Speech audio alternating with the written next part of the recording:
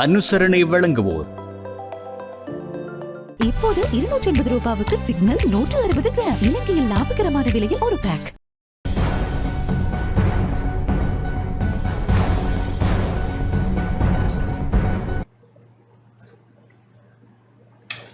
வணக்கம்.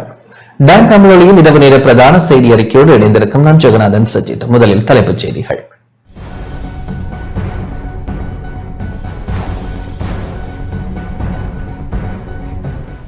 மியன்மார் மற்றும் தாய்லாந்தை சக்தி வாய்ந்த நிலநடுக்கம் தாக்கியது. 100க்கும் மேற்பட்டவர்கள் உயிரிழந்திருக்கலாம் என அமெரிக்கா தகவல்.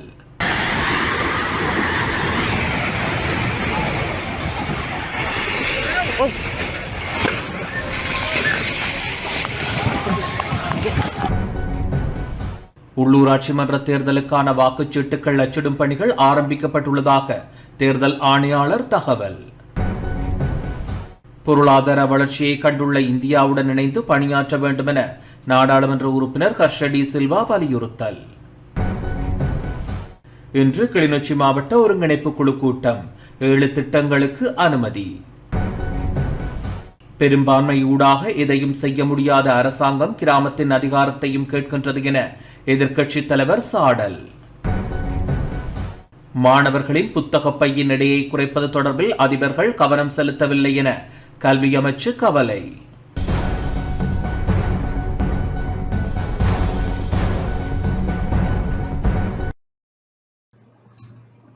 தொடர்வது முதன்மை செய்தி.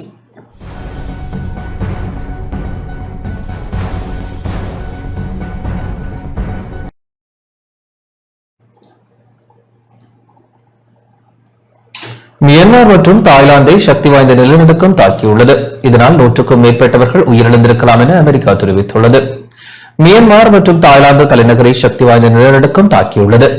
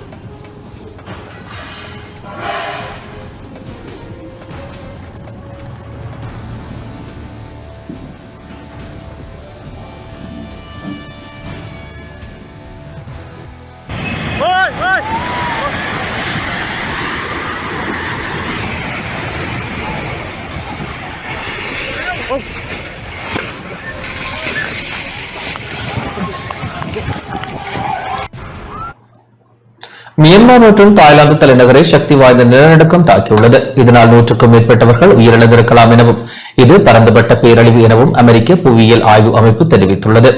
தாய்லாந்து தலைநகர் பாங்காக்கில் இன்று 7.3 ரிக்டர் அளவிலான நிலநடுக்கம் ஏற்பட்டதை அடுத்து அவசர கால நிலை அறிவிக்கப்பட்டது.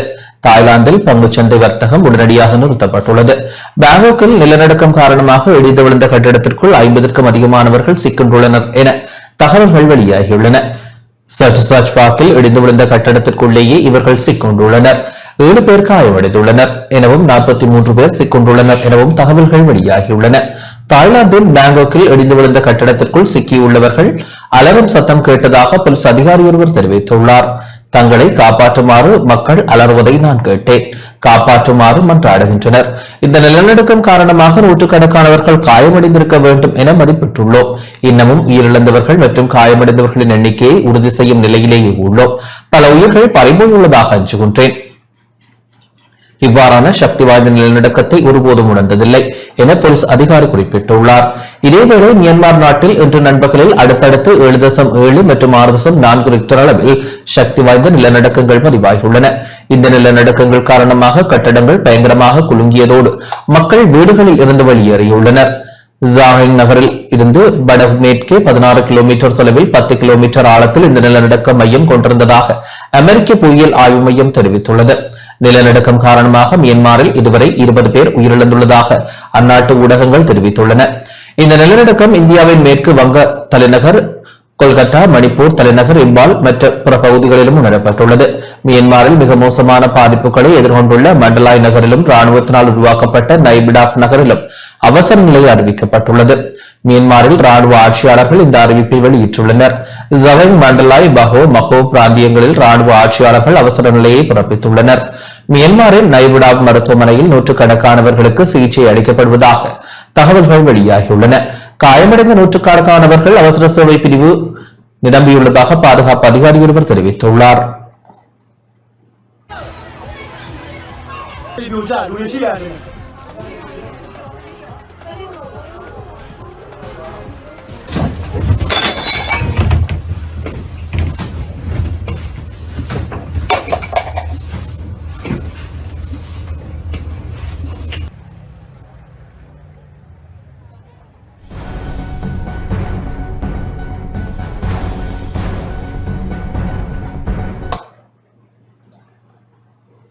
உள்ளூராட்சி மன்ற தேர்தலுக்கான வாக்குச்சீட்டுகள் அச்சிடும் பணிகள் ஆரம்பிக்கப்பட்டுள்ளதாக தேர்தல் ஆணையாளர் தெரிவித்துள்ளார். வாக்குச்சீட்டுகளை அச்சிடும் பணிகள் ஆரம்பிக்கப்பட்டுள்ளதாக தேர்தல் ஆணையாளர் சமன் ஸ்ரீ ரத்னாக தெரிவித்துள்ளார். கொழும்பில் இன்று இடம்பெற்ற ஊடகவியலாளர் சந்திப்பின் போது அவர் இதனை தெரிவித்தார்.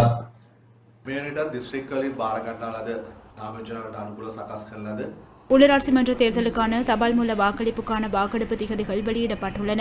அதற்கமைய தபால் மூல வாக்கெடுப்பு 22, 23, 25 திகதிகளில் இடம்பெறவுள்ளது. அதேவேளை உள்ளூராட்சி மன்ற தேர்தலுக்கான செலவு கட்டுப்பாட்டு வர்த்தமானி வெளியிடப்பட்டுள்ளது. அதற்கமைய ஒரு வாக்காளருக்கு செலவு செய்யக்கூடிய குறைந்தபட்ச தொகை 74 ரூபாவாகவும் அதிகபட்ச தொகை 160 ரூபாவாகவும் வரையறுக்கப்பட்டுள்ளது. அதேபோன்று தேர்தல் சர்ச்சைகள் தீர்க்கும் அலுவலகங்கள் ஆரம்பிக்கப்படவுள்ளன. அதேபோன்று வாக்குச்சீட்டுகளை அச்சிடும் நடவடிக்கைகள் இடம்பெற்று வருகின்றன.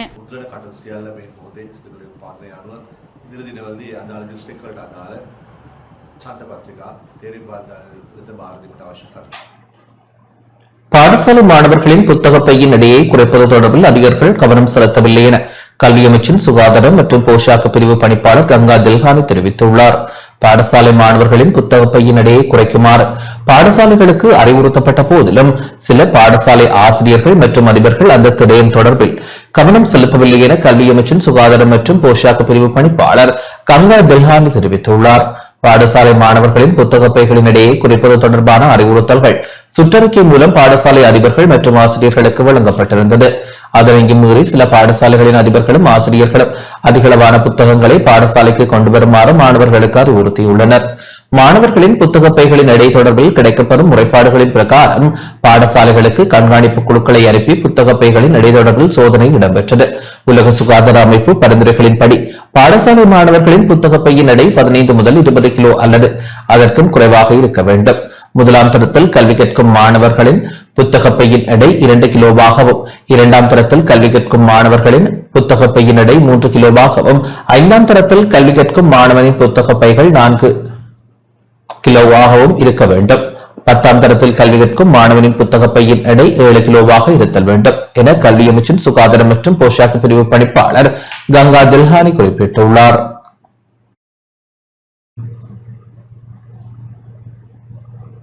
தரமான உணவை நியாயமான விலையில் வழங்குவதற்கான உணவகங்களை நிறுவும் வேலை திட்டத்தை நாடளாவிய ரீதியில் முன்னெடுக்க அரசாங்கம் திட்டமிட்டுள்ளது.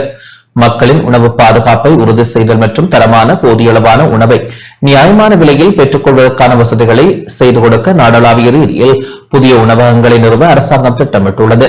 தேசிய உணவு ஊக்குவிப்பு சபை, சுகாதார அமைச்சு மற்றும் விவசாய அமைச்சு ஆகியன இணைந்து தற்போது உணவகங்களை நடத்தி வரும் வர்த்தகர்களின் ஆதரவுடன் இத்திட்டத்தை நடைமுறைப்படுத்த தீர்மானிக்கப்பட்டுள்ளது. அதன்படி முதலாவது மாதிரி உணவகம் ஏப்ரல் 1ஆம் தேதி நாரகன்பட்டியில் திறக்கப்பட உள்ளது. இதன் 2ஆம் கட்டமாக தற்போதுள்ள உணவகங்களின் தரத்தை உயர்த்தும் வேலை திட்டம் நடைமுறைப்படுத்தப்பட உள்ளது. தேசிய உணவு ஊக்குவிப்பு சபை, சுகாதார அமைச்சு மற்றும் விவசாய அமைச்சுக்களின் அதிகாரிகளின் பங்குபற்றலுடன் இது தொடர்பான ஆரம்பகட்ட கலந்துரையாடல் ஜனாதிபதி அலுவலகத்தில் நேற்று இடம்பெற்றது. ஆரோக்கியமான உணவுகளை உண்ணும் மக்களின் உரிமையை உறுதிப்படுத்தல், சரியான சுகாதார தரத்திற்கு ஏற்ற உணவை பெற்றுக் கொடுத்தல் தேவையான சூழலை உருவாக்குதல், நுகர்வோர் நம்பிக்கையை வளர்ப்பதற்கு மேற்கொள்ளக்கூடிய நடவடிக்கைகள், அது தொடர்பில் அரசு மற்றும் தனியார் துறைகளின் பங்களிப்பை பெற்றுக் கொள்வது குறித்தும் இதன்போது விரிவாக கலந்துரையாடப்பட்டது.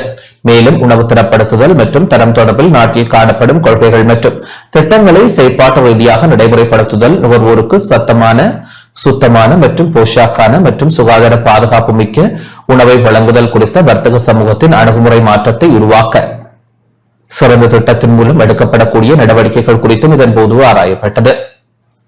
குறித்த கலந்துரையாடலில் ஜனாதிபதியின் சிரேஷ்ட மேலதிக செயலாளர் கபில பண்டார, ஜனாதிபதியின் மேலதிக செயலாளர் SBC சுகேஸ்வர, தேசிய உணவு ஊக்குவிப்பு சபை, சுகாதார அமைச்சு மற்றும் விவசாய அமைச்சு ஆகியவற்றை பிரதிநிதித்துவப்படுத்தி சிரேஷ்ட அதிகாரிகள் கலந்து கொண்டனர்.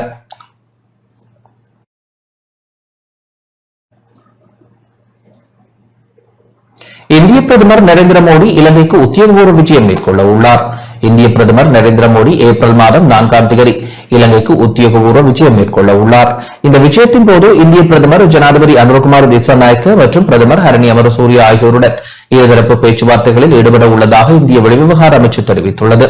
பிரதமர் நரேந்திர மோடி இலங்கையில் தங்கியிருக்கும் காலப்பகுதியில் அனுராதபுரத்தில் உள்ள ஸ்ரீ மகாபோதிக்கு சென்று வழிபாடுகளில் ஈடுபடுவார் என்றும் இந்திய அரசாங்கத்தின் உதவியுடன் நாட்டில் செயல்படுத்தப்படும் பல திட்டங்களை தொடங்கி வைப்பார் என்றும் தெரிவிக்கப்படுகின்றது. இந்த விஜயத்தின் போது இரு நாடுகளுக்கும் இடையே பல புரிந்துணர்வு ஒப்பந்தங்களும் கைச்சாத்திடப்பட உள்ளன.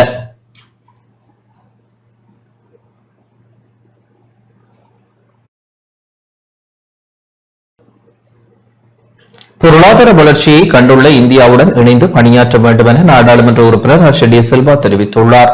இந்து பிராந்தியத்தில் மிகப்பெரிய பொருளாதார வளர்ச்சியடைந்த நாடாக இந்தியா விளங்குகின்றது. நாம் அவர்களுடன் இணைந்து பணியாற்ற வேண்டும் என ஐக்கிய மக்கள் சக்தியின் நாடாளுமன்ற உறுப்பினர் ஹர்ஷடி சில்வா தெரிவித்துள்ளார்.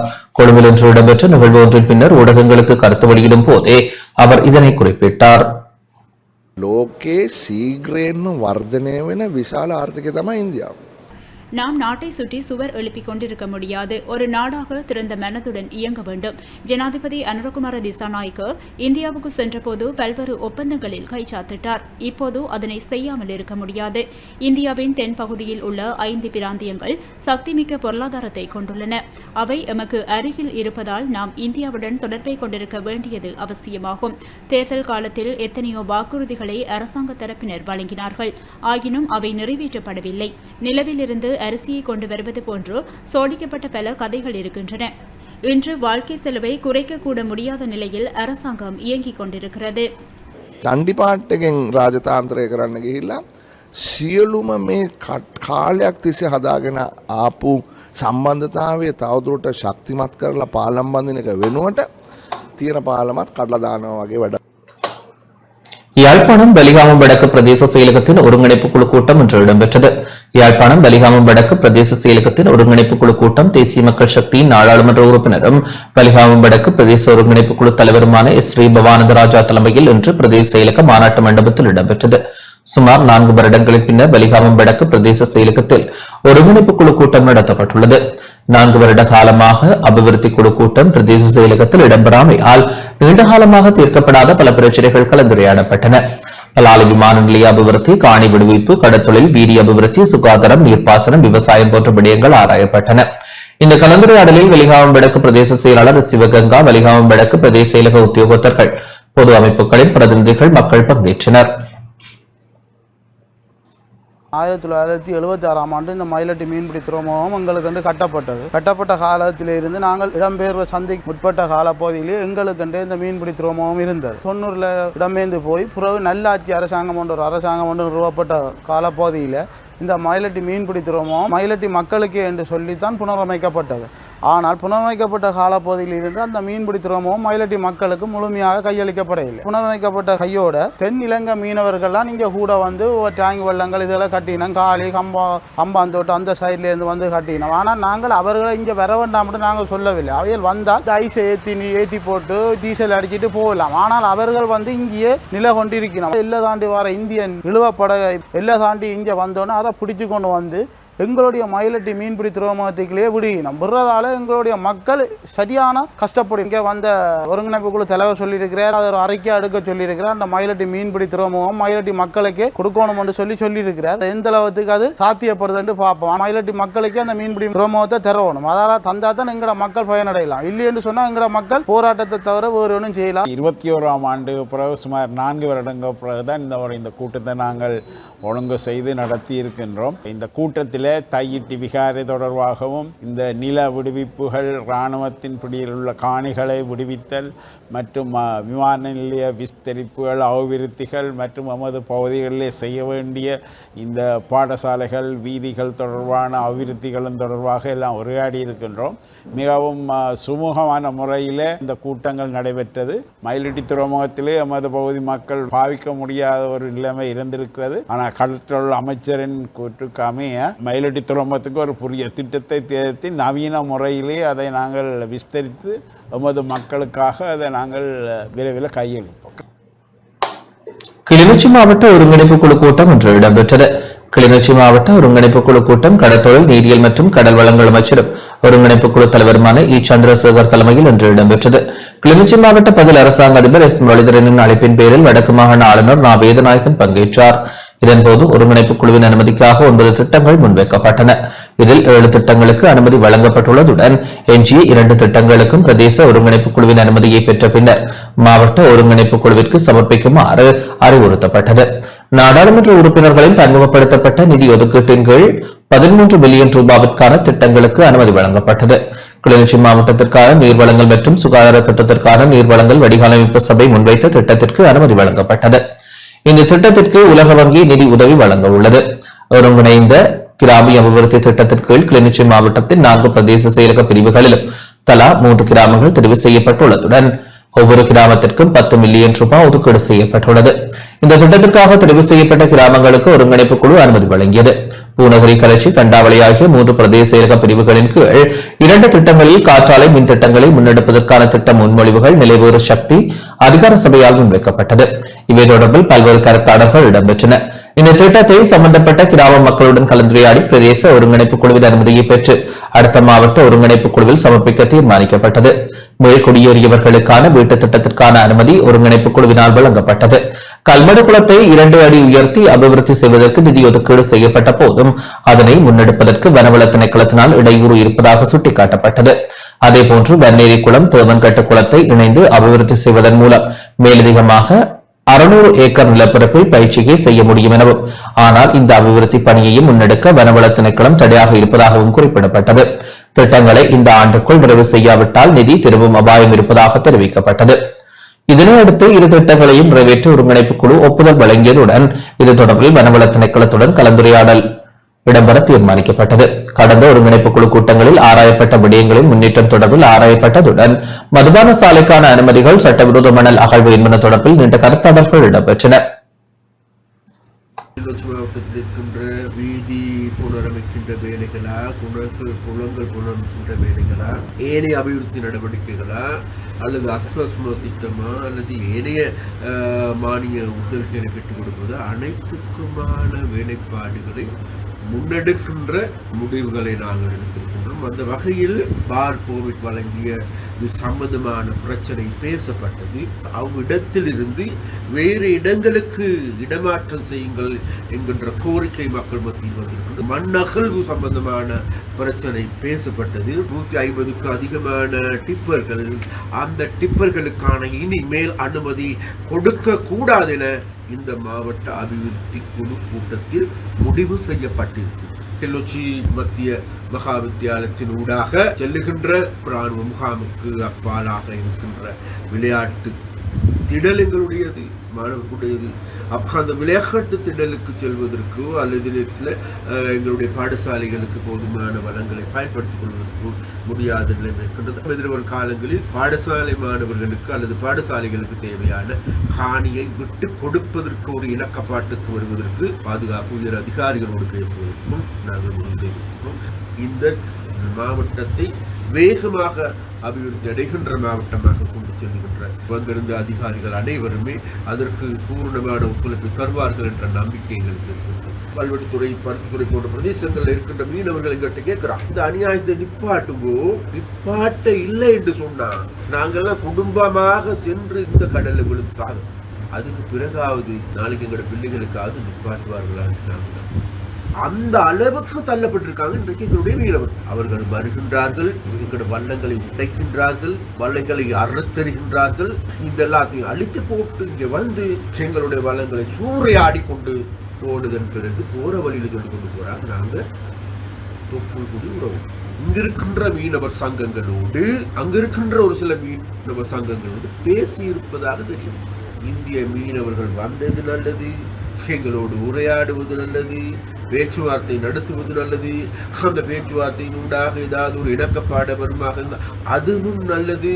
ஆனால் அந்த நல்ல வேலைகள் நல்ல முறையில் நடக்குமாக இருந்தால் நாங்கள் 2 கரங்களை உயர்த்தி இவைகளுக்கு ஆதரவு வழங்குவது தயார். கிழக்கு தமிழர் கூட்டமைப்பின் வேட்பாளர் அறிமுக நிகழ்வு மட்டக்களப்பு நகரில் இன்று இடம்பெற்றது. கிழக்கு தமிழர் கூட்டமைப்பின் ஊடாக எதிர்வரும் உள்ளூராட்சி மன்ற தேர்தலில் போட்டியிடும் வேட்பாளர்களுக்கான அறிமுக நிகழ்வு மட்டக்களப்பு நகரில் இன்று இடம்பெற்றது. மட்டக்களப்பு மாநகர சபை, ஏறாவூர் நகரசபை, மண்முனை மெற்று பிரதேச சபை, மண்முனை மேற்கு பிரதேச சபை, உள்ளூராட்சி மன்றங்களில் போட்டியிட உள்ள வேட்பாளர்கள் அறிமுகம் செய்து வைக்கப்பட்டனர். தமிழ் மக்கள் விடுதலை புலிகள் கட்சியின் தலைவரும் முன்னாள் ராஜாங்க அமைச்சருமான சிவநேசதுரை சந்திரகாந்தன் தலைமையில் மட்டக்களப்பு தேவநாயக மண்டபத்தில் வேட்பாளர் அறிமுக கூட்டம் இடம்பெற்றது. இதன்போது முன்னாள் பிரதியமைச்சர் விநாயகமூர்த்தி, முரளிதரன் உட்பட ஆதரவாளர்கள், வேட்பாளர்கள் என பலர் கலந்து கொண்டனர். அன்று முதலமைச்சராக இருந்து பிள்ளையான் சாதித்தது பல ஏராளமான விடயங்கள். அதை நாங்கள் பாராட்டித்தான் வேண்டும். ஏனென்றால் அன்று செலவழிக்கப்பட்ட நிதிகள் என்பது பில்லியன் கணக்கான நிதிகள். அதன் பிற்பாடுதான் எங்களுடைய தேங்கி வை கிடந்த கிழக்கு மாநிலம் மூச்சு விட தொடங்கியது. அதே போன்று எனக்கும் வாய்ப்பு கிடைத்தது பார்லமெண்டத்திலிருந்து பெருந்தொகை நிதிகளை கொண்டு செலவிடுவதற்கு. ஆனால் அந்த அரசு நிதிகளிலே ஒரு துளி நிதி கூட நாங்கள் சூறையாடவில்லை, ஊழல் செய்யவில்லை. ஏன் இதை கூறுகின்றேன் என்றால் உங்களுக்கு தெரியும், அண்மையிலே சாணக்கியனுக்கு ரணில் விக்ரமசிங்க அவர்களால் வழங்கப்பட்ட நிதியில் பல ஊழல் மோசடிகள் நடந்திருக்கின்றது. இல்லாத மைதானத்துக்கு நிதி ஒதுக்கப்பட்டிருக்கின்றது. அவரின் தனிப்பட்ட ராசமாணிக்கம் கட்டிட தொகுதிக்கு நிதி ஒதுக்கப்பட்டிருக்கின்றது. உண்மையிலே கைது செய்யப்படியவர் வியாழந்தன் அவர்கள் அல்ல, சாணக்கியன் அவர்களை தான் கைது செய்ய வேண்டும் என்பதை கூடத்தில் நான் கேட்டுக்கொள்கின்றேன். 200 வருட வடக்கு தலைவர்களுடைய அழிப்புகளுக்கும் சதிகளுக்கும் பின்னால் ஓரவு விழித்து கொண்ட ஒரு கூட்டமாக நாங்கள் மாற்றமடைந்தோம். அவருடைய ஆரம்பப்படியாக 2008ஆம் ஆண்டிலிருந்து இன்று வரைக்கும் ஒரு அரசியல் இயக்கமாக, தனி கிழக்கின் குரலாக, கிழக்கு மாகாண மக்களை அரசியல் ரீதியாக தலைவர்களை உருவாக்குவோமாக நாங்கள் பல பணிகளை ஆற்றி வந்திருக்கிறோம். அதில் ஒரு மிக பணியாக முதிர்ச்சி அடைந்த ஒரு இயக்கமாக, மக்களுடைய இயக்கங்களை புரிந்து கொண்டவர்களாக, இந்த மண்ணை உறுதியாக நிலைநிறுத்துவதற்காக ஒரு தீர்க்கமான முடிவாகத்தான் நான் இந்த கிழக்கு தமிழர் கூட்டமைப்பை பார்க்கிறேன். வடக்கு தலைவர்கள் பலமையாக செய்து போல ஒரு ரகசிய ஒப்பந்தத்தை செய்திருக்கிறார்கள் என்பதுதான் உண்மையாக இருக்க முடியும் என்று நான் நம்புகிறேன். அவர்கள் என்ன ஒப்பந்தத்தை செய்தார்கள் என்பது கடவுளுக்கு வெளிச்சம். ஆனாலும் கண்டியிலே பிறந்த ஹக்கீம் அவர்களும் வடக்கிலே பிறந்த ஒரு தலைவரும் ரகசியமாக ஒரு ஒப்பந்தத்தை செய்தால் இதை கேள்வி கேட்பதற்கும் அறிவதற்கும் மட்டக்களப்பிலே அவர்களுடைய கதையை கேட்டு திரிகிற மக்களும் தலைவர்களும் கேள்வி எழுப்ப வேண்டும். மக்களிடம் அதை வெளிப்படுத்த வேண்டும். ஏனென்றால் இந்த நாட்டிலே தகவல் அறியும் உரிமை எல்லோருக்கும் இருக்கிறது. ஆகையால் இந்த ஊடக நண்பர்கள் சொல்ல விஷயம் என்னவென்றால், கடந்த காலங்களிலே ஊடகங்கள் வாயிலாக வந்த செய்தி உண்மையா பொய்யா என்பதை நீங்களும் உறுதிப்படுத்துங்கள். முக்கியமாக தமிழரசு கட்சி பின்னால் திரிகிறவர்கள் இந்த ஒப்பந்தத்தின் பின்புலம் என்னவென்று எங்களுக்கு சொல்லுங்கள். செய்திகள் தொடர்கின்றன. அனுராதபுரம் போதனா வைத்தியசாலை சம்பவம் தொடர்பான அடையாள அணிவகுப்பில் சந்தேக நபர் அடையாளம் காணப்பட்டார். அனுராதபுரம் வைத்தியசாலையில் பெண் வைத்தியர் ஒருவர் பாலியல் வன்கொடுமைக்கு ஆளான சம்பவம் தொடர்பான வழக்கு இன்று அனுராதபுரம் நீதிவான் நீதிமன்றில் விசாரணைக்கு எடுத்துக் கொள்ளப்பட்டது. இதன்போது சந்தேக நபர் அடையாள அணிவகுப்பிற்கு முன்னிலைப்படுத்தப்பட்ட வேளை சம்பந்தப்பட்ட வைத்தியரால் சந்தேக நபர் அடையாளம் காணப்பட்டார்.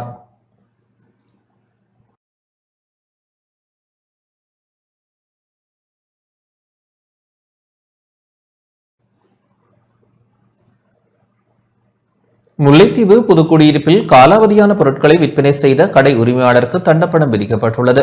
முல்லைத்தீவு புதுக்குடியிருப்பு மற்றும் வள்ளிபுரம் பகுதிகளில் காலாவதியான பொருட்களை விற்பனை செய்த கடை உரிமையாளருக்கு சுமார் 35,000 ரூபாய் தண்டப்பணம் விதிக்கப்பட்டுள்ளது. புதுக்குடியிருப்பு சுகாதார வைத்திய அதிகாரி பணிமனைக்குட்பட்ட வள்ளிபுரம் பகுதியில் பழுதடைந்த அரிசியை கர்ப்பிணி தாய்மாருக்கு விற்பனை செய்வதாக கிடைக்கப்பெற்ற முறைப்பாட்டின் அடிப்படையில் கடந்த 22ஆம் தேதி வள்ளிபுரம் பொது சுகாதார பரிசோதகர் ரோய்ஸ்டன், விசுவமடு பொது சுகாதார பரிசோதகர் சந்திரமோகன், உடையார்கட்டு பொது சுகாதார பரிசோதகர் பிரதாஸ் ஆகியோர் இணைந்து புதுக்குடியிருப்பு மற்றும் வள்ளிபுரம் பகுதிகளில் பிரபல விற்பனை நிலையங்களில் சோதனை நடவடிக்கையை மேற்கொண்டனர். இதன்போது திகதி காலாவதியான 700 கிலோகிராம் அரிசி மற்றும் பிஸ்கட் பாக்கெட்டுகள் கைப்பற்றப்பட்டன. காலாவதியான பொருட்கள் கைப்பற்றப்பட்ட பிரபல விற்பனை நிலைய உரிமையாளர்களுக்கு எதிராக இன்று முல்லைத்தீவு மேலதிக நீதவான் நீதிமன்றில் பொது சுகாதார பரிசோதகர் ரோய்ஸ்டன் மற்றும் சந்திரமோகன் ஆகியோரால் வழக்கு தாக்கல் செய்யப்பட்டது. அதற்கமைய வழக்கு முல்லைத்தீவு நீதிமன்றில் விசாரணைக்கு எடுத்துக் கொள்ளப்பட்ட போது கடை உரிமையாளர்களை குற்றவாளியாக இனம் கண்ட நீதிமன்றம் 35,000 ரூபாய் தண்டம் விதித்ததுடன் கடுமையான எச்சரிக்கையும் விடுத்துள்ளது.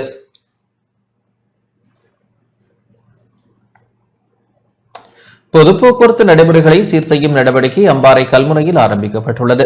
எதிர்வரும் நோன்பு பெருநாள் மற்றும் சித்திரை புத்தாண்டுகளை முன்னிட்டு கிளீன் ஸ்ரீலங்கா வேலை திட்டத்தின் ஒரு அங்கமாக அம்பாறை கல்முனை தலைமையக போலீஸ் பிரிவிற்குட்பட்ட பொது போக்குவரத்து நடைமுறைகளை சீர் செய்யும் நடவடிக்கை இன்று ஆரம்பிக்கப்பட்டுள்ளது. கல்முனை பேருந்து நிலையம், பொது நூலகம், அம்மன் கோவில் வீதி, தாள கட்டுவான் சந்தி, நட்பெட்டிமுனை புறநகர் பகுதி, கார்மேல் பாத்திமா தேசிய பாடசாலை, கல்முனை ஆதார வைத்தியசாலை, வங்கிகள், தனியார் நிறுவனங்கள், கல்முனை மாநகர பகுதிகள், கல்முனை அஸ்ரப் ஞாபகார்த்த வைத்தியசாலை பகுதி, கல்முனை மட்டக்களப்பு பிரதான வீதி ஆகியவற்றில் சட்டவிரோதமாக நிறுத்தி வைக்கப்பட்டுள்ள வாகனங்கள் உட்பட பாதசாரிகளுக்கு இடையூறாக நிர்மாணிக்கப்பட்டுள்ள சட்டவிரோத விளம்பர பதாதைகள் மற்றும் படிக்கட்டுகள் ஆகியவற்றை அகற்றுவதற்கும் நடவடிக்கை எடுக்கப்பட்டுள்ளது. அண்மையில் கல்முனை மேல் நீதிமன்ற நீதிபதி ஜெயராம் ட்ரோக்சி, கிழக்கு மாகாண புதிய சிரேஷ்ட பிரதி போலீஸ் மா அதிபர் சட்டத்தரணி வருண ஜெயசுந்தர ஆகியோரின் கலந்துரையாடலின் பின்னர் கல்முனை பிராந்தியத்தில் கட்டம் கட்டமாக உரிய திணைக்களங்கள், கல்முனை மாநகர சபை என்பவற்றுடன் இணைந்து பொது போக்குவரத்து நடைமுறைகள் சீர் செய்ய நடவடிக்கைகள் எடுக்கப்பட்டு வருகின்றன.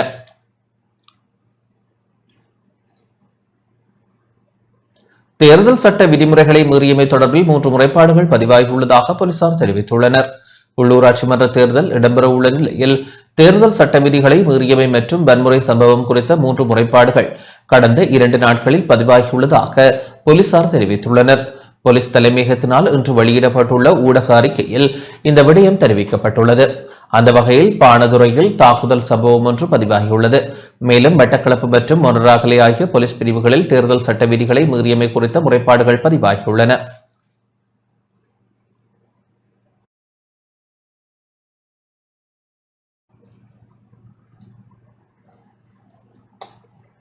பெரும்பான்மை ஊடாக எதையும் செய்ய முடியாத அரசாங்கம் கிராமத்தின் அதிகாரத்தையும் கேட்கின்றது என எதிர்க்கட்சித் தலைவர் சஜித் பிரேமதாச தெரிவித்துள்ளார். பெரும்பான்மையையும் நிறைவேற்று அதிகார ஜனாதிபதி பதவியையும் வைத்துக் கொண்டு பணியை சரியாக செய்ய முடியாமல் புலம்பிக் கொண்டு கிராமத்து அதிகாரத்தையும் கேட்பதாக எதிர்க்கட்சித் தலைவர் சஜித் பிரேமதாச தெரிவித்துள்ளார். எதிர்வரும் உள்ளூராட்சி மன்ற தேர்தலை இலக்காக கொண்டு ஐக்கிய மக்கள் சக்தியின் அம்பாறை மாவட்ட வேட்பாளர்களுடன் நேற்று இடம்பெற்ற சந்திப்பில் கலந்து கொண்டு உரையாற்றும் போதே எதிர்க்கட்சித் தலைவர் சஜித் பிரேமதாச இவ்வாறு தெரிவித்தார். රටට සිදුවෙලා තිබෙන දේ මේ පාරට බැහැලා ජනතාවගෙන් ඇහුවොත් நாட்டுக்கு என்ன நேர்ந்துள்ளதென்று வீதியில் இறங்கி மக்களிடம் கேட்டால் பதில் வழங்குவார்கள். மக்கள் ஏமாற்றப்பட்டுள்ளனர். மக்கள் விரக்தி அடைந்துள்ளனர். பொய் வென்று உண்மை தோற்றுவிட்டது. இன்று மக்கள் வாழ முடியாத நிலையில் வருமானம் இல்லாமல் 3 வேளை கூட சரியாக சாப்பிட முடியாத நிலையை அடைந்துள்ளனர். இதனால் பாடசாலை மாணவர்கள் கூட பாதிக்கப்பட்டுள்ளனர். பால்மா விலைகளும் பொருட்களின் விலைகளும் அதிகரித்துள்ளன. இவ்வேளையில் அரசாங்கம் அழுது புலம்பிக் கொண்டிருக்கின்றது. தேங்காய் தட்டுப்பாட்டுக்கு குரங்குதான் காரணமாம். நாய்களுக்கு சோறு போடுவதே அரிசி தட்டுப்பாட்டுக்கு காரணமாம். இதனால் ஒன்றுமே செய்ய முடியாது என புலம்புகின்றனர்.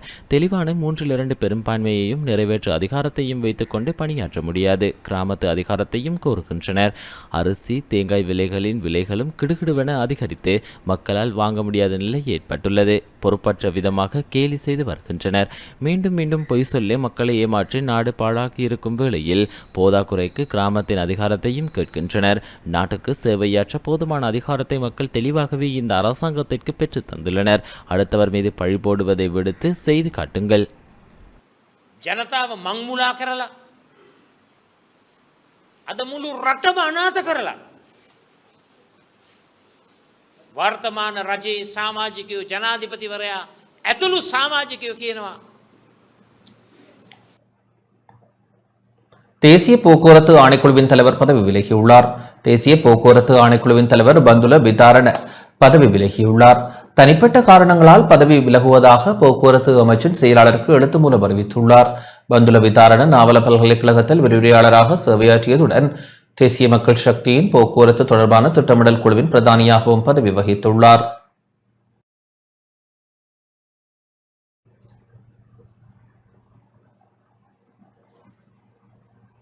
கிளிநொச்சி மாவட்ட செயலகத்தில் இன்று தக்காளி அறுவடை இடம்பெற்றது. ஐக்கிய நாடுகள் அபிவிருத்தி திட்ட நவீன விவசாய திட்டத்தின் மூலம் செய்கை பண்ணப்பட்ட தக்காளிகளின் அறுவடை இன்று கிளிநொச்சி மாவட்ட செயலகத்தில் இடம்பெற்றது. தக்காளி செய்கை மாவட்ட பதில் அரசாங்க அதிபர் எஸ் முரளிதரனின் வழிகாட்டலின் கீழ் ஊழியர் நலன்புரி சங்கத்தின் ஏற்பாட்டில் மேற்கொள்ளப்பட்டது. இவ்வாறு செய்கை பண்ணப்பட்ட தக்காளி இன்று மாவட்ட பதில் அரசாங்க அதிபர் மற்றும் பதவிநிலை உத்தியோகத்தர்களால் அறுவடை செய்யப்பட்டது.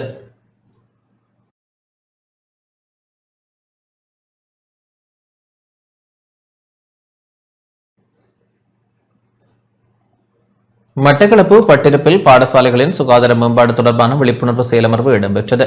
பாடசாலைகளின் சுகாதார மேம்பாடு தொடர்பில் அதிபர்களுக்கான விழிப்புணர்வு செயலமர்வு இன்று மட்டக்களப்பு பட்டிருப்பு வலயக்கல்வி பணிமனையில் வலயக்கல்வி பணிப்பாளர் சிவானந்தம் ஸ்ரீதரன் தலைமையில் இடம்பெற்றது.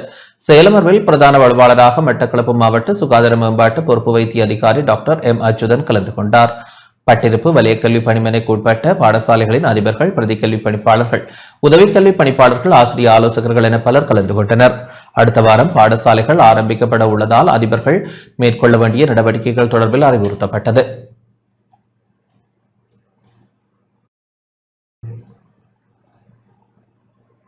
மகளிர் தினத்தையொட்டிய வட்டமேசை கலந்துரையாடல் அம்பாறை கல்முறையில் இடம்பெற்றது. அனைத்து பெண்கள் மற்றும் பெண் பிள்ளைகளுக்கும் உரிமைகள், சமத்துவம், வலுவூட்டல் எனும் துணிப்பொருளில் சர்வதேச மகளிர் தினத்தையொட்டிய வட்டமேசை கலந்துரையாடல் இன்றைய தினம் கல்முனை வடக்கு ஆதர வைத்தியசாலை மண்டபத்தில் மனித உரிமைகள் ஆணைக்குழுவின் கல்முனை பிராந்திய இணைப்பாளர் அப்துல் அசீஸ் தலைமையில் இடம்பெற்றது. பிரதம அதிதியாக தென்கிழக்கு பல்கலைக்கழகத்தின் சிரேஷ்ட விரிவுரையாளர் கலாநிதி AWN நலீஃபா கலந்து கொண்டு விசேட சொற்பொழிவாற்றினார். கல்முனை பிரதேச செயலாளர் TMM அன்சார், கல்முனை வடக்கு பிரதேச செயலாளர் TJ அதிசயராஜ், கல்முனை மாநகர சபை ஆணையாளர் ATM ராஃபி ஆகியோர் பெண்கள் தொடர்பிலான சட்ட இடைவெளிகள் தொடர்பிலும் அவற்றில் மாற்றம் கொண்டுவரப்பட வேண்டிய தேவை பற்றியும் கருத்துரை வழங்கினர். அரசு சார்பற்ற நிறுவனங்களை சேர்ந்த பிரதிநிதிகளும் மக்களும் இதில் கலந்து கொண்டனர்.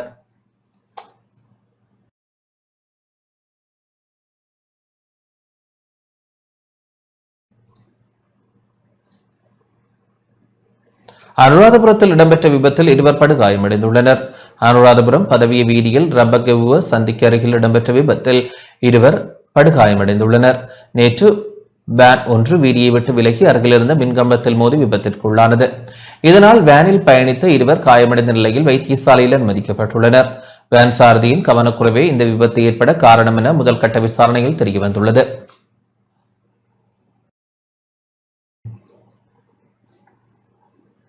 சர்வதேச செஞ்சிலுவை சங்கத்தின் பிரதிநிதிகள் சபாநாயகர் ஜெகத் விக்ரமரத்னவை சந்தித்தனர். சர்வதேச செஞ்சிலுவை சங்கத்தின் பிரதிநிதிகள் சபாநாயகர் ஜெகத் விக்ரமரத்னவை நாடாளுமன்றத்தில் சந்தித்தனர். இலங்கை சர்வதேச செஞ்சிலுவை சங்கத்தின் புதிய பிரதானி சேவரின் சபாஸ், இலங்கை சர்வதேச செஞ்சிலுவை சங்கத்தின் தொடர்பாடல் முகாமையாளர் நவந்தி ஜெயசுந்தர, சர்வதேச செஞ்சிலுவை மற்றும் செம்பறை சங்கங்களின் சம்மேளனத்தின் தெற்காசிய பிரதானி ஜோன் அண்ட் வெஸ்டல் மற்றும் இலங்கை செஞ்சிலுவை சங்கத்தின் பணிப்பாளர் நாயகம் மகேஷ் குணசேகர உள்ளிட்டோர் இதில் கலந்து கொண்டனர். இலங்கை பாராளுமன்றத்தின் பணியாட் தொகுதியின் பிரதானியும் பிரதி செயலாளர் நாயகமான சமிந்த குலரத்னவும் இச்சந்திப்பில் கலந்து கொண்டார். சர்வதேச செஞ்சிலுவை சங்கத்தின் செயற்பாடுகள் மற்றும் இலங்கையின் அபிவிருத்திக்கு அதன் மூலம் பெற்றுக்கொள்ளக்கூடிய பங்களிப்புகள் பற்றி நாடாளுமன்ற உறுப்பினர்களுக்கு செயலமர்ப்பை நடத்துவது தொடர்பில் கலந்துரையாடப்பட்டது. இலங்கையில் தேசிய நல்லிணக்கத்தை கட்டியெழுப்புவதற்கு செயற்படுத்தப்படும் புதிய கொள்கைகள் மற்றும் 10வது நாடாளுமன்றத்தின் ஊடாக அடைந்துள்ள புதிய அரசியல் கலாச்சார வெற்றி தொடர்பிலும் இருதரப்பினரும் இதன்போது கவனம் செலுத்தினர். அத்துடன் இலங்கையின் எதிர்கால அபிவிருத்தி நடவடிக்கைகளுக்கு சர்வதேச செஞ்சிலுவை சங்கத்தின் ஆதரவை வழங்குமாறு சபாநாயகர் ஜெகத் விக்ரமரத்ன பிரதிநிதிகளிடம் கோரிக்கை விடுத்தார்.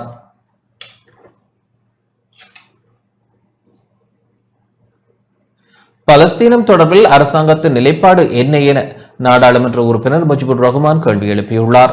பலஸ்தீன மக்களுக்கு ஆதரவாக செயற்படும் தனிநபர்களை அரசாங்கம் கைது செய்வதாக ஐக்கிய மக்கள் சக்தியின் நாடாளுமன்ற உறுப்பினர் முஜிபுர் ரஹ்மான் குற்றம் சுமத்தியுள்ளார். கொழும்பில் இன்று இடம்பெற்ற ஊடகவியலாளர் சந்திப்பின் போதே அவர் இந்த குற்றச்சாட்டை முன்வைத்தார். பலஸ்தீன் சம்பந்தப்பட்ட விஷயம் எங்களுக்கு தெரியும் இப்போது இந்த நாட்டில் இருக்கக்கூடிய இப்போ ஜேவிபி அரசாங்கம் கடந்த காலத்தில் எங்களோட ஒன்று சேர்ந்து நாங்கள் வீதியிலே இறங்கி பலஸ்தீன் மக்களுக்காக வேண்டி போராட்டம் ஒன்றுக்கு இருந்து போராட்டம் செய்தோம். இப்போ ஜேவிபி கட்சி ஆட்சிக்கு வந்திருக்கிறார்கள்.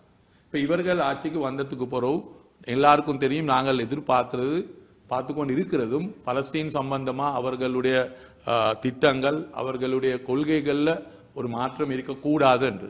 ஆனால் நாங்கள் பார்த்தால் இப்போ அண்மைய காலத்தில் கொழும்புல இருக்கக்கூடிய ஒரு ஷாப்பிங் காம்ப்ளெக்ஸ் ஒன்றில் இருந்த ஒரு இளைஞர் ஒருவர் அவர் ஒரு இஸ்ரேலுக்கு எதிராக ஒரு ஸ்டிக்கரை ஒட்டினது அவரை இப்போது டிஐடி அதில் டெரரிஸ்ட் இன்வெஸ்டிகேஷன் டிபார்ட்மெண்ட்டால் அவரை கைது செய்து வைத்துக் கொண்டு இருக்கிறார்கள்.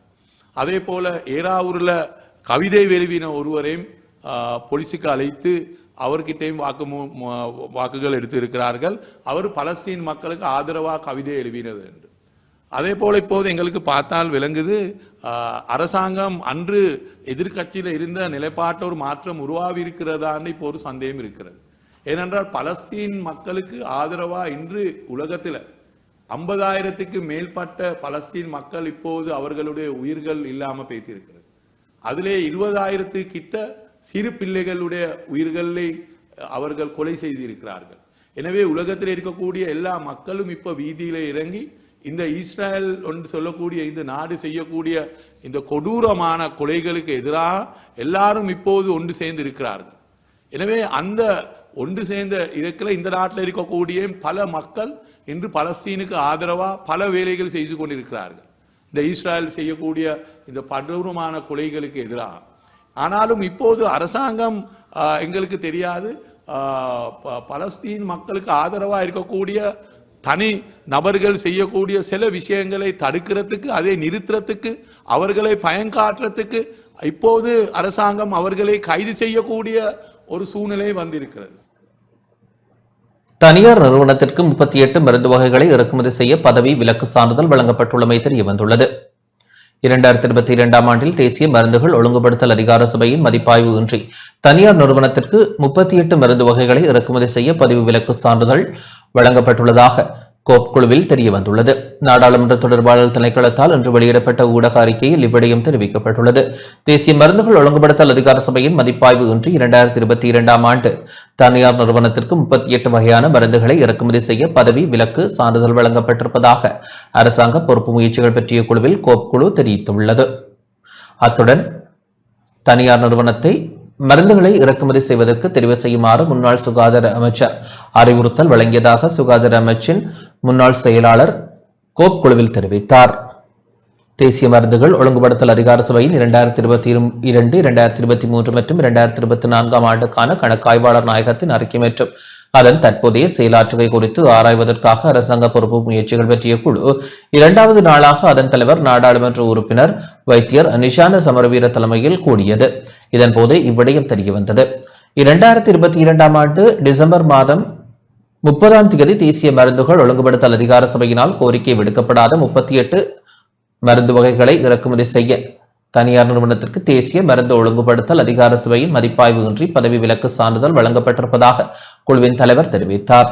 மருந்து வகைகள் தரமானவை, பாதுகாப்பானவை மற்றும் வினைத்திறன் கொண்டவை என்பதை உறுதிப்படுத்தும் பொறுப்பை நிறைவேற்றுவதற்காகவே தேசிய மருந்துகள் ஒழுங்குபடுத்தல் அதிகார சபை உருவாக்கப்பட்டிருப்பதாகவும் மருந்து விநியோக பிரிவிற்கு இந்த பொறுப்பு வழங்கப்படவில்லை எனவும் இந்த விடயத்தில் தேசிய மருந்துகள் ஒழுங்குபடுத்தல் அதிகார சபை தனது பொறுப்பை தவறவிட்டிருப்பதாகவும் கோப் குழுவின் தலைவர் சுட்டிக்காட்டினார். இதுபற்றி கருத்து தெரிவித்த தேசிய மருந்துகள் ஒழுங்குபடுத்தல் அதிகார சபையின் பணிப்பாளர் சபையின் முன்னாள் உறுப்பினர்கள் விசேட நடைமுறைக்கு அமைய மருந்து இறக்குமதி செய்யப்பட வேண்டும் என்ற அடிப்படையின் கீழ் முன் அனுமதி பெறப்பட்டிருந்தமையால் உரிய மதிப்பீட்டை மேற்கொள்ளாது பணிப்பாளர் சபையினால் அதற்கான அனுமதியை வழங்க முடியாது என்ற காரணத்தால் இதற்கான பொறுப்பை ஏற்கவில்லை என குறிப்பிட்டனர். அதற்கமைய இது தொடர்பில் குழுவின் விரிவாக கலந்துரையாடப்பட்டுள்ளதுடன் 3 மாதங்களுக்கான நிலுவை மருந்துகளை இறக்குமதி செய்வதற்கு தனியார் நிறுவனத்தை தெரிவு செய்வதற்கு முன்னாள் சுகாதார அமைச்சர் ஆலோசனை வழங்கியிருந்தமை இதன்போது புலப்பட்டது.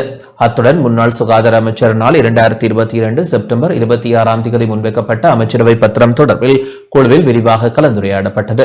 இதன்போது கருத்து தெரிவித்த குழுவின் தலைவர் சம்பந்தப்பட்ட அமைச்சரவை பத்திரம் சமர்ப்பிக்கப்பட்ட நாளிலிருந்து அடுத்த 3 வாரங்களுக்குள் அதிக எண்ணிக்கையிலான மருந்துகள் பூச்சி அளவை எட்டக்கூடும் என்று குறிப்பிடப்பட்டுள்ளமை பற்றி சுகாதார அமைச்சின் அதிகாரிகளிடம் வினவினார்.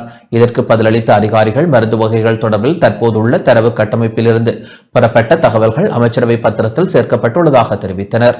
எனினும் அதிக எண்ணிக்கையிலான மருந்துகள் ஒரே நேரத்தில் பூச்சி அளவை எட்டுவது ஏற்றுக்கொள்ள முடியாதது என்றும் அத்தகைய அளவை அடையும் வரை சம்பந்தப்பட்ட பொறுப்பு வாய்ந்த அதிகாரிகள் பொறுப்பற்ற வகையில் செயல்பட்டுள்ளனர் எனவும் தலைவர் தெரிவித்தார். இதன்போது கருத்து தெரிவித்த கணக்காய்வாளர் நாயகம் முன்னர் கொள்வனவு ஆணையாளர் வழங்கப்பட்டு பெற்றுக் கொள்ளப்பட இருந்த மருந்துகளையும் பூச்சி அளவை எட்டிய மருந்துகளாக காண்பித்து அந்த மருந்துகளையும் இறக்குமதி செய்வதற்கான ஏற்பாடுகள் செய்யப்பட்டதாக தெரிவித்தார்.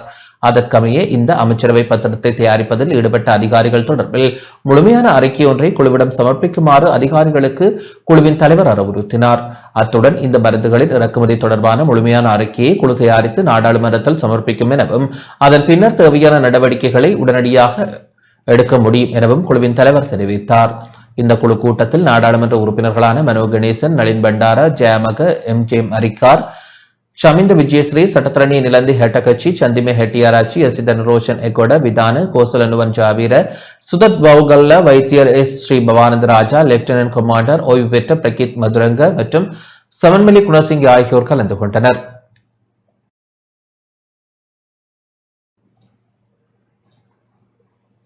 கொழும்பு நுகேகொடை நகரில் பயணித்துக் கொண்டிருந்த முச்சக்கர வண்டி ஒன்று திடீரென தீப்பற்றி எரிந்துள்ளது. கொழும்பு நுகேகொடை நகரத்தில் பயணித்துக் கொண்டிருந்த முச்சக்கர வண்டி ஒன்று திடீரென தீப்பற்றி எரிந்த சம்பவம் ஒன்று பதிவாகியுள்ளது.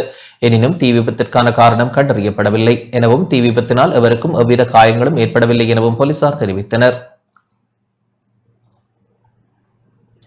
அனுராதபுரம் கிரலோகம பிரதேசத்தில் விகாராதிபதி ஒருவர் வெட்டி கொலை செய்யப்பட்ட சம்பவத்துடன் தொடர்புடைய சந்தேக நபர் போலீசாரால் கைது செய்யப்பட்டுள்ளார்.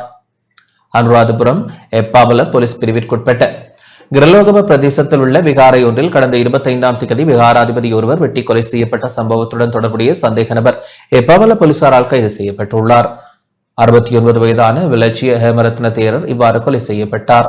அதனையடுத்து போலீசாரால் மேற்கொள்ளப்பட்ட விசாரணையில் குறித்த விகாராதிபதிக்கு சொந்தமான முச்சக்கர வண்டி ஒன்று இருந்துள்ள நிலையில் சம்பவத்தினத்தன்று குறித்த முச்சக்கர வண்டியுடன் சாரதி காணாமல் போயிருந்தார். அதன் பின்னர் எப்பாவல வைத்தியசாலை அருகிலுள்ள காணி ஒன்றில் முச்சக்கர வண்டி கண்டுபிடிக்கப்பட்டது. அதற்கமைய இடம்பெற்ற மேலதிக விசாரணையில் சந்தேக நபரான முச்சக்கர வண்டி சாரதி கட்டநாயக்க பிரதேசத்தில் கைது செய்யப்பட்டார். தனிப்பட்ட தகராறு காரணமாக இந்த கொலை இடம்பெற்றுள்ளதாக போலீஸ் விசாரணையில் தெரியவந்துள்ளது.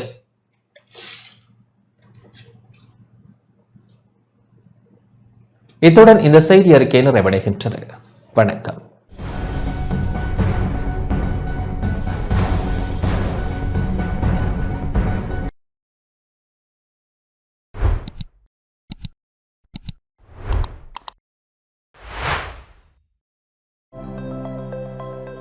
அனுசரணை வழங்கியோர் இப்போது 280 ரூபாவுக்கு சிக்னல் 160 கிராம். இலங்கையில் லாபகரமான விலையில் ஒரு